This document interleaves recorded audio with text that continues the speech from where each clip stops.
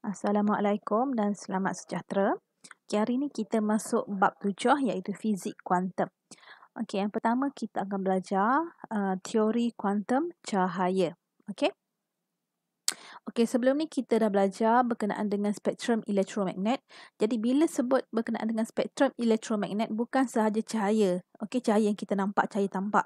Okey, cahaya tampak itu merupakan salah satu spektrum elektromagnet. Jadi bila sebut spektrum elektromagnet, kamu kena ingat semua jenis gelombang ini. Okey, gelombang yang ada, sinaran yang ada, sinar gamma, sinar X, sehinggalah gelombang radio. Jadi gelombang radio mempunyai frekuensi paling rendah dan sinar gamma mempunyai frekuensi paling tinggi.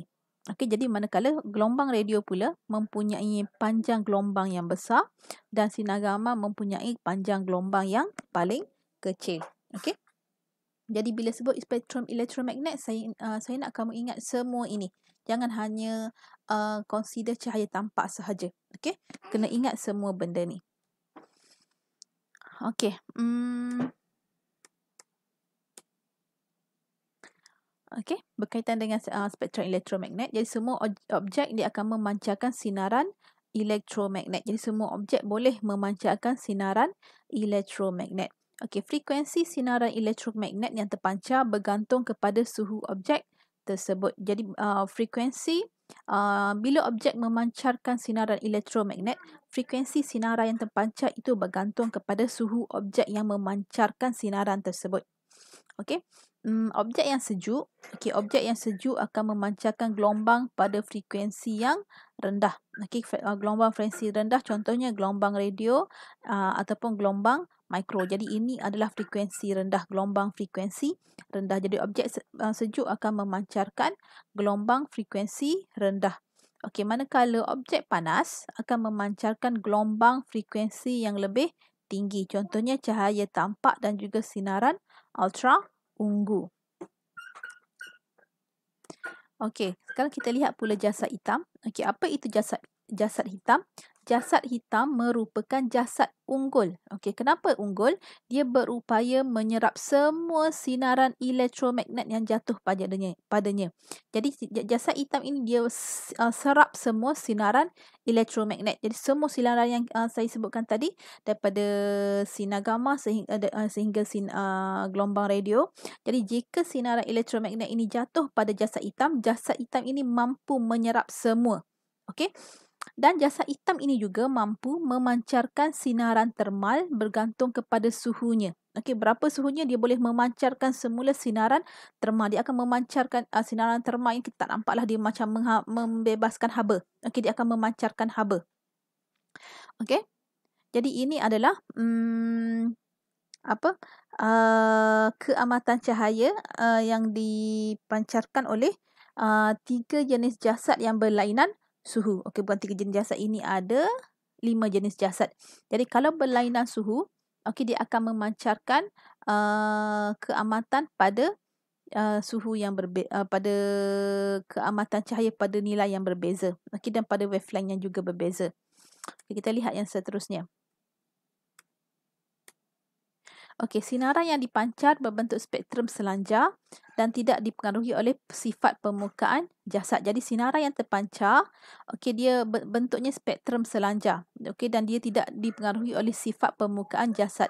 Jadi jasad hitam itu walaupun apa sekalipun sifat permukaannya, dia tidak mempengaruhi sinaran yang dipancarkan. Jadi sinaran yang dipancarkan ini bergantung kepada suhu. Jadi sebarang objek yang memancarkan sinaran elektromagnet mengikut suhunya dikenali sebagai black body radiator ataupun pemancar jasad hitam. Jadi objek yang mampu memancarkan sinar elektromagnet mengikut suhu. Okey, tadi kita beritahu jasad hitam tadi. Jasad hitam dia boleh serap semua spektrum cahaya yang jatuh padanya. Okey, dan jasad hitam ini mampu memancarkan sinaran elektromagnet mengikut suhu. Jadi bila dia memancarkan sinaran elektromagnet mengikut suhunya tadi, kita dipanggil dia sebagai pemancar jasad hitam. Okey? Okey, kita lihat pula sinaran termal. Apa itu sinaran termal? Okey, sinaran termal merupakan sinaran elektromagnet yang merangkumi sinaran boleh nak tampak dan sinaran yang tidak boleh dilihat oleh mata manusia. Jadi sinaran termal ini dia merupakan sinaran elektromagnet. Jadi dia boleh jadi cahaya yang kita boleh nampak dan juga cahaya yang kita tak boleh nampak. Kalau cahaya yang kita boleh nampak tadilah macam warna-warna pelangi tadi yang kita boleh nampak. Dan juga sinaran termal ini boleh jadi sinaran yang kita tak boleh nampak. Contohnya sinaran inframerah. Jadi itu sinaran termal. Jadi sinaran termal inilah yang dipancarkan oleh black body radiator.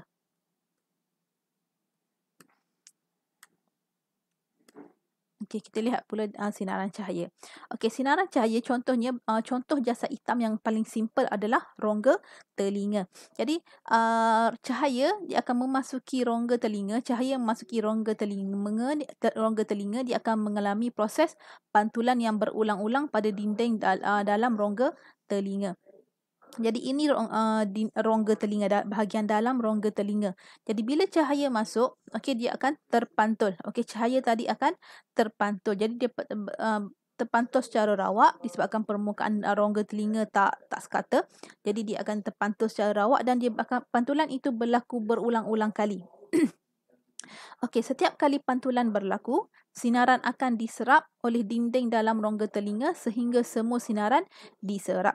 Bila cahaya masuk, kita tahu bila cahaya masuk, cahaya akan terpantul. Sinaran cahaya tadi akan terpantul. Setiap kali bila dipantul tu, dia pantul ke sini. Rongga telinga ini juga akan menyerap. Bukan 100% sinaran cahaya dipantulkan. Ada sebahagiannya diserap oleh rongga telinga. Sebahagiannya diserap dan sebahagian lagi akan terpantul. Jadi, setiap kali pantulan berlaku, sinaran ini akan diserap. Sampai bila dia berlaku? Sehinggalah semua sinaran diserap. Tak ada lagi sinaran yang dipantul. Jadi, seolah-olah kita boleh katakan rongga telinga ini bertindak seperti jasad hitam sebab dia bukanlah serap sekaligus. Dia serap sedikit demi sedikit. Dia serap dan dia pantul. Bila proses pantulan itu berlaku, dia akan serap sehinggalah semua sinaran diserap. Jadi kalau kita compare apa yang berlaku dalam rongga telinga dengan jasad hitam, kita boleh katakan rongga telinga ini seperti jasad hitam sebab di akhirnya nanti dalam rongga telinga tak ada cahaya yang keluar dari rongga telinga. Jadi rongga telinga ini akan menyerap semua cahaya yang masuk. Macam mana? Melalui proses pantulan ini. Jadi kalau ingat semula apa itu jasad hitam? Jasad hitam adalah objek yang menyerap semua sinaran spektrum elektromagnet yang jatuh padanya. Jadi rongga telinga, apa yang berlaku dalam rongga telinga ini sama seolah-olah jasad hitam.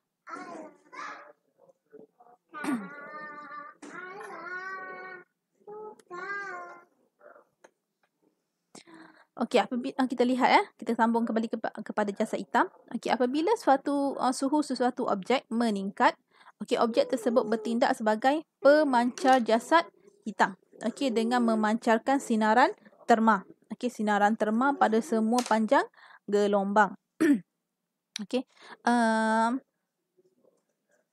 Boleh fahamkan yang ini. Jadi bila asalnya jasad hitam ini serap. Dia serap sinaran dan jadi suhunya juga akan bertambah. Jadi bila suhu objek jasad hitam tadi meningkat, jasad hitam ini akan memancarkan sinaran terma. Jadi waktu ini kita panggil dia sebagai pemancar jasad hitam. Jadi sinaran terma yang dipancarkan ini boleh jadi pada semua panjang gelombang.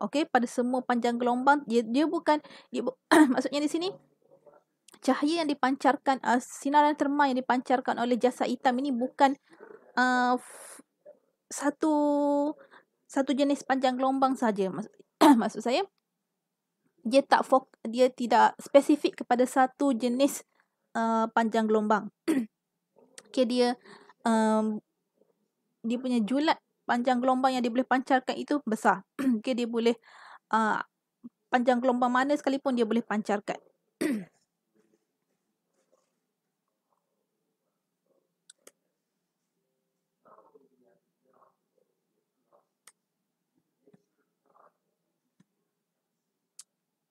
Okey, jadi ini adalah lengkungan graf untuk spektrum jasa hitam.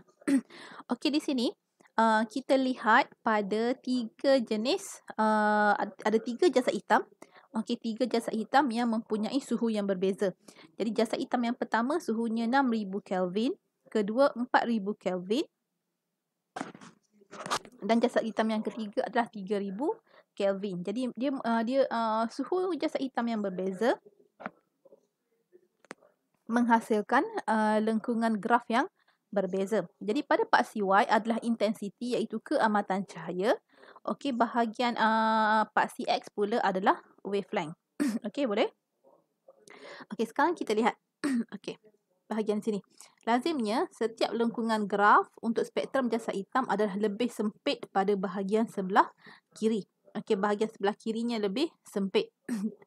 Okey, iaitu kawasan yang mempunyai panjang gelombang pendek dan frekuensi tinggi. Jadi pada sebelah kiri ini, okey, bahagian sebelah kiri ini adalah kawasan di mana jasa hitam itu memancarkan cahaya yang mempunyai panjang gelombang pendek dan frekuensi tinggi. Okey, ini kita tahu panjang gelombang dengan frekuensi sentiasa berkadar songsang. Jadi pada bahagian sebelah kiri ini, okey, keadaan di sini di mana panjang gelombang pendek dan frekuensi tinggi. Okey, pada suhu yang semakin meningkat, okey, panjang gelombang yang mencapai keamatan sinaran maksimum juga semakin pendek. Apa maksudnya di sini? Okey. Okey, bila suhu meningkat, suhu meningkat tu di mana? Ini kita rujuk kepada tiga jenis jasa ini. Okey, tiga jenis jasa ini mempunyai suhu yang berbeza. Okey, sekarang apa maksud sini? Okey, gelombang yang mencapai keamatan sinaran maksimum. Okey, sekarang first kita lihat dahulu suhu 6000 Kelvin. Okey, pada suhu 6000 Kelvin, keamatan cahayanya di sini. Okey, maksimum keamatan cahayanya di sini. Okey, pada frekuensi di sini. Okey, ini untuk 6000 Kelvin. Okey, untuk 4000 Kelvin, okey, maksimum keamatan cahayanya di sini. Okey, untuk 3000 Kelvin pula keamatan cahaya maksimumnya di sini. Okey, ini suhu tinggi, ini suhu rendah. Jadi, pada suhu yang semakin meningkat, panjang gelombang yang mencapai keamatan sinaran maksimum juga semakin pendek. Jadi, kalau kita lihat di sini, okey, untuk 3000 Kelvin, panjang gelombang yang mencapai keamatan cahaya tinggi, okey, di sini, okey, lebih besar berbanding 6000. Jadi ini 6000 Kelvin, ini 3000 Kelvin. Okey, jadi panjang gelombang untuk 6000 Kelvin lebih kecil berbanding panjang gelombang 3000 Kelvin. Jadi pada suhu yang semakin meningkat, semakin tinggi suhu, panjang gelombang yang mencapai sinaran maksimum akan jadi semakin pendek. Boleh faham? Itu maksud ayat di sini. Boleh faham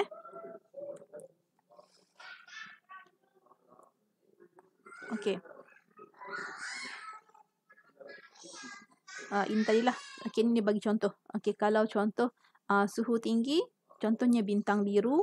Okey, 5270 Kelvin, bintang putih seperti matahari. 4000 adalah bintang merah. Jadi ini pun juga sama. Okey, ini keamatan cahaya maksimum di sini. Okey, keamatan cahaya maksimum di sini. Okey, keamatan cahaya maksimum di sini. Okey, nilainya rendah, panjang gelombang yang rendah. Bila suhu makin rendah, okey, keamatan maksimum pada panjang gelombang yang lebih besar. Okey, jadi ini adalah contoh-contoh black body radiator. Okey, ini biar kamu biasa lihatlah kan. Okey, jadi contohnya kereta. Okey, contohnya kereta. Kereta kita tahu dia tidak memancarkan cahaya. Tapi kereta ini adalah black body. Jadi bila black body, apa sahaja cahaya spektrum spektrum elektromagnet, okey, dia akan serap semua. Kalau ada sinaran gamma pun dia akan serap sinaran gamma. Kalau ada sinaran makro pun dia akan serap sinaran mikro. Dan pada satu tahap dia akan memancarkan semula sinaran termal. Okey, jadi daripada sini kita boleh lihat, okey, image termografik. Bila dia memancarkan sinaran termal, kita gunakan image termografik untuk melihat sinaran yang dipancarkan. Okey, jadi ini pula dalam elemen pemanas ketuhar. Okey, jadi ini pula dalam mentol lampu. Okey.